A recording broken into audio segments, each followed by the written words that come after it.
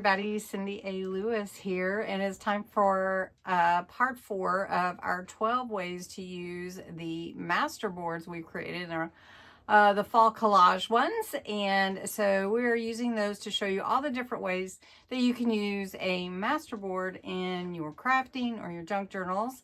And the last 3 have been really fun, and I hope you'll watch those videos in this series.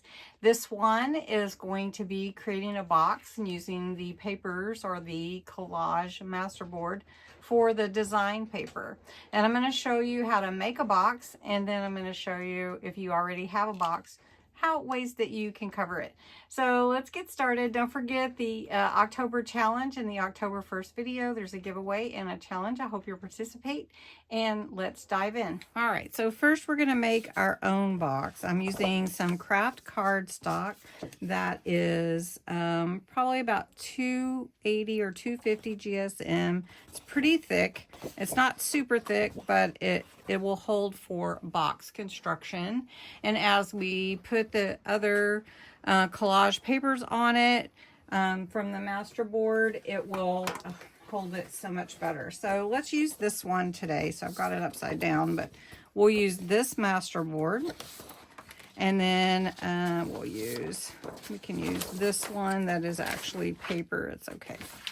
All right. So we're going to set that aside for now, but what you need are the dimensions to make your box. And this is a box maker, and I like to use it for ease, for cutting and everything. But I will tell you that if you use the top, it's for the top of your box, and the bottom is for the bottom of your box. The bottom of your box is about 1/8 of an inch smaller so that the top will fit over it. So if you don't have a box maker like this, that's the dimensions you'll just have to cut or score a little bit smaller. But you'll start with the same size.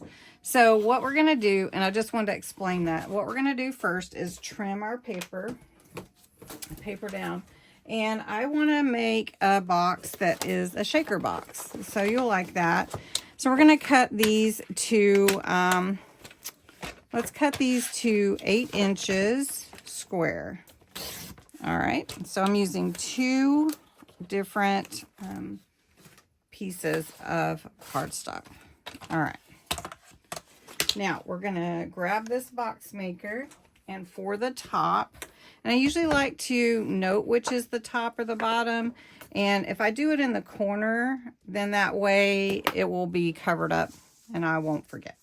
All right, so what we want is we want a nice 5 inches in the middle or so.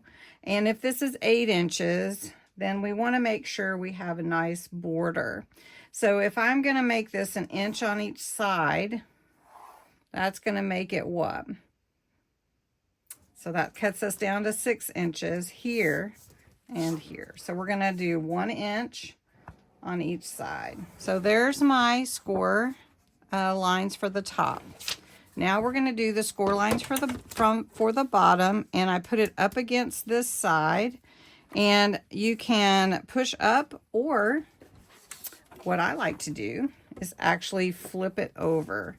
And it has my 1 right here for me, because I like to pull down rather than push up. So we want to score all our lines, burnish our lines, and then cut.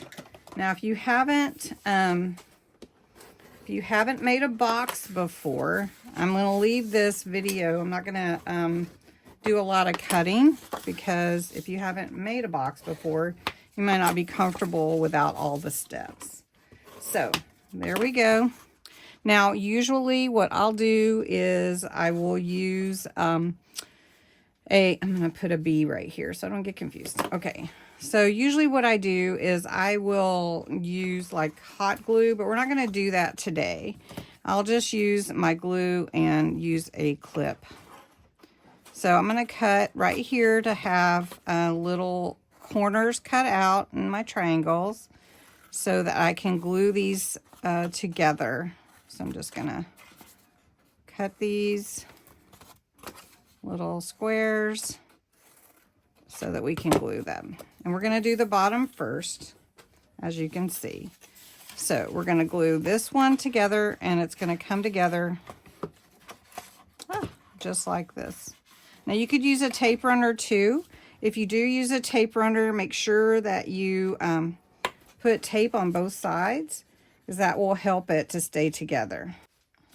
All right, so we're just going to put glue on here. You don't have to overdo the glue for it to work. Matter of fact, I'm getting it all over my fingers, and I don't even know how that's happening. Is anybody ever messy with their crafts? Oh, I always try to be so neat. Okay, so all you're doing is gluing your corner little tab together, and I'm just going to hold it in place with a paper clip. Third hand, and I'm putting glue all over my jar too, on my little bottle here. It's not really a jar, is it? Okay. All right, so this is the bottom. Now, if I do want to put like some card in there or something, that would be really cute, so that when somebody opens it, there's a design on the inside. So all I need to do for that is I'll just take this piece that is the paper. Let me see, I've got it upside down. And I'll cut a piece to fit inside here. So what is the inside measurement? The inside measurement is going to be 6 by 6, because remember we cut this 8 by 8.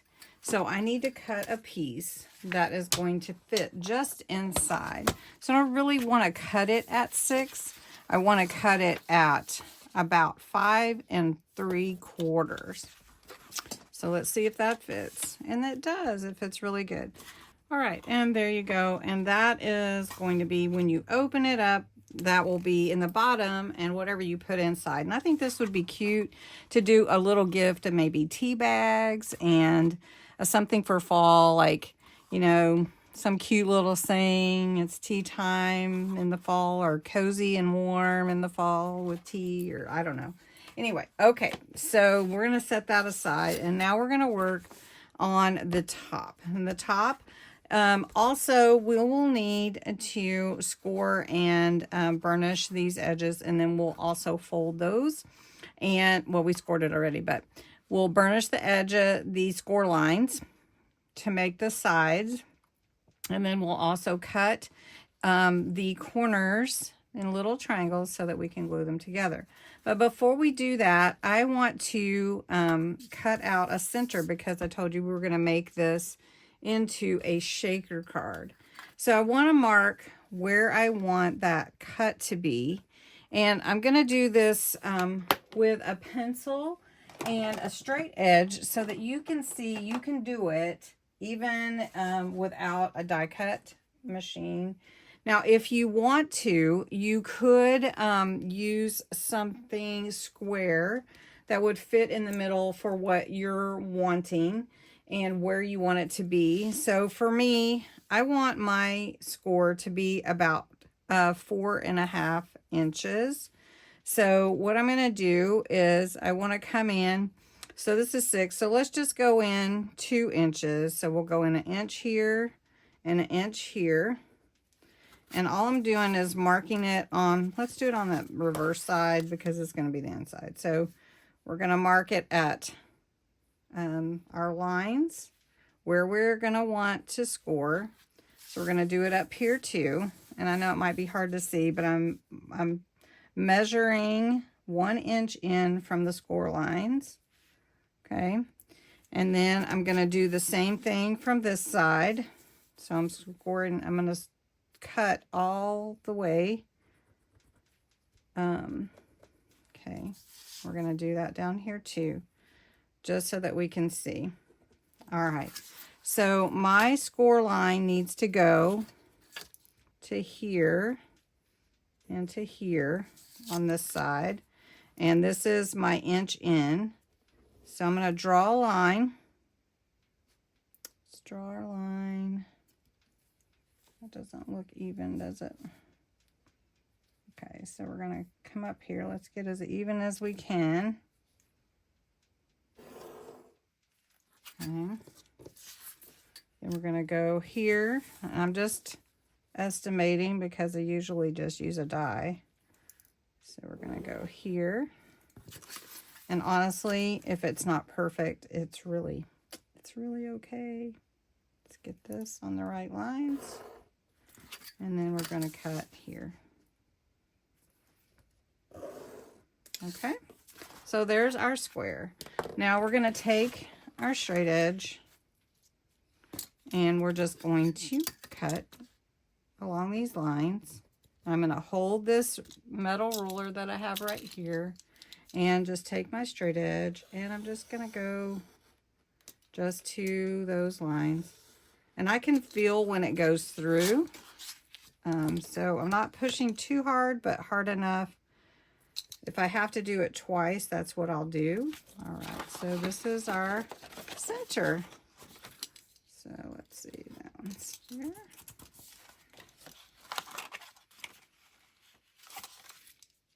Almost. There we go. So now we have our top, okay? So what we also need to do is we need to cut, we're going to outline here with our paper. And then we're going to also have a paper behind here so that we can do our shaker and our design paper. Then for our sides, we're going to need a 6-inch 5 3/4 by 3/4 of an inch for all the sides. So here we go. Okay, I've cut the small pieces for our top sides. Now this one is going to fit on top here. So I need to, I cut it a little bit smaller, so I need to measure where this is going to go in here. So what I'm going to do is I'm going to see where I want it here. I think I'll just glue it down. And then we'll cut it out from the front, from the back. All right, because I did cut it a little bit smaller. Now this is the top. I'm going to go ahead and fit this on here. All right, now we're going to flip it over and we're going to cut this out. Now I am going to use my ruler to guide me so that I do a straight side. So there we go, and now we've got this all cut. Now you got to remember which is the top and which is the bottom. My trees are going straight up and down. All right, so this is going to work for this. We're not going to do the sides yet, but we are going to work on what goes behind here because this is going to be behind here with a shaker. So what's going to go right here is going to be my acetate. We'll glue straight down on the inside of our lid. So we're just going to put this down with glue. Okay. All right. Then what we're going to do is we're going to put our we're going to do it this way so that we can see it. So I want you to know what we're going to do here. So we're going to take some foam. This is foam on a roll, and we're just going to put it all around the edges of this foam masterboard. So we don't want any of our sequins or glitter to fall out. Okay. And I'd love to know if you've made masterboards before. And I'd love to know if you've made shaker cards before. And then, have you made boxes before? All right. So we're gonna put our sides on. And we're gonna go ahead and cut these two.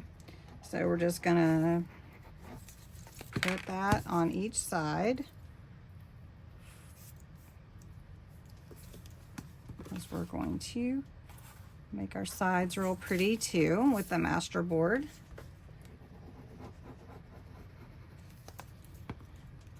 And you can put your glue on your piece or on your box, however you want to do it. And let's make sure we get it all the way.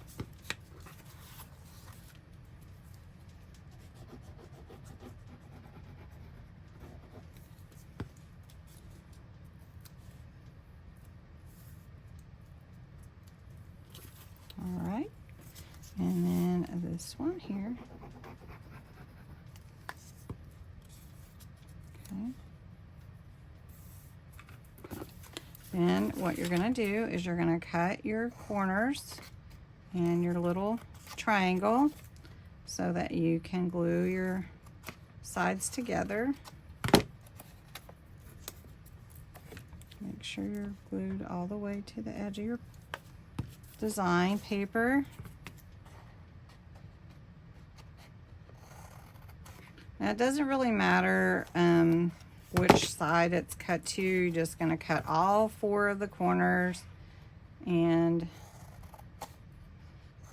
you'll glue them together. Okay. All right. So let's burnish these first just to make sure that we've got them nice and burnished and crisp. Now this is just a fun interactive way to make your box, but you don't have to do that. You don't have to do a shaker at all. Okay, so what we're gonna do, should I do that first or should I? Yeah, we're gonna do that. Okay, so what I'm gonna do is I'm gonna put a little bit of some sequins and some glitter, some little tiny leaves that I have in the middle here. So we're just going to put a little glitter there.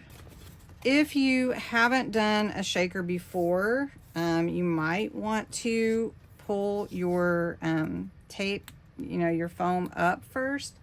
I don't usually have a problem, but sometimes you never know. All right, so I'm just pulling this tape up. I got dirty fingers in it already. I'm just gonna hold it down with this. So there we are. We're gonna take our top, make sure we got it the right way, and we're just gonna center it on here. All right, so got my shaker card in here. The glitter is kind of sticking to the acetate, so you know that happens too. And then look what I did. I made a mistake and I didn't get my top far enough down. I think I wasn't leaning over, and so there's always a way to fix things. So I've got a little piece here that I'm going to put on. I'm going to put it on with some foam and accent the front with some leaves and pretend that that was the intention the whole time. So if you do make a mistake, which I want you to know, I am not perfect. I make mistakes.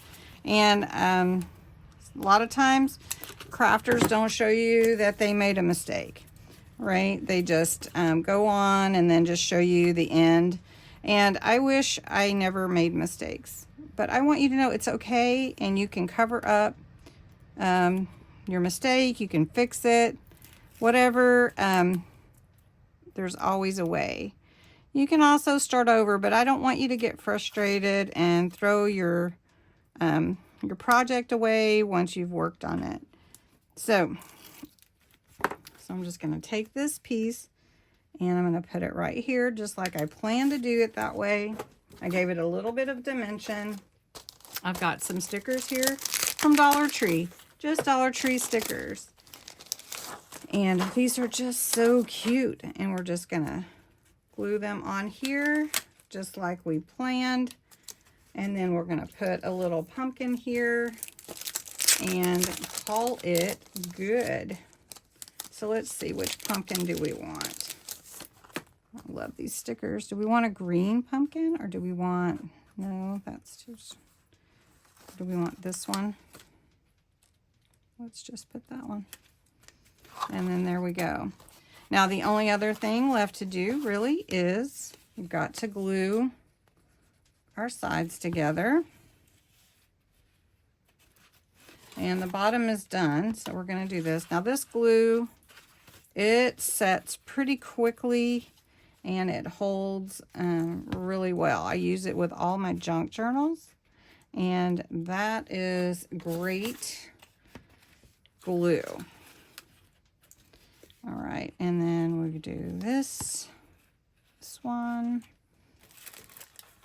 And then I just wanted to show you also, I'm not going to put together another box, but I'm going to show you, you could take the same design paper, your Collage MasterBoard, and just take a box that you already have, like this one, and then you just cover the sides, cover the top, and then on the inside you can decorate it up just like you want to. If you'd like to see me decorate this box up, let me know and we'll do a separate video for that. All right, let me put something inside so you can see what it looks like. All right, here is my little box made with masterboards for the paper accents. We made it a shaker, which it's, you know, sticking to static cling. Covered up the mistake we had, so I think it turned out really cute. And then on the inside, if they are shaking it, they're going to shake up their teas or whatever it is that you put inside for them. But such a cute little gift. You could tie it off with a little bow and give it as a fun gift to anyone. They would love it. So anyway, thanks so much for watching. I hope you enjoyed this part of the series for masterboard use. 12 ways to use a masterboard. In the next part of the series, we're going to be doing mini file folders. And to see what all is coming next in this series, I did post on the community page on YouTube and I believe on my Facebook and Instagram. So anyway, I hope you enjoyed this video and I'll see you in the next part.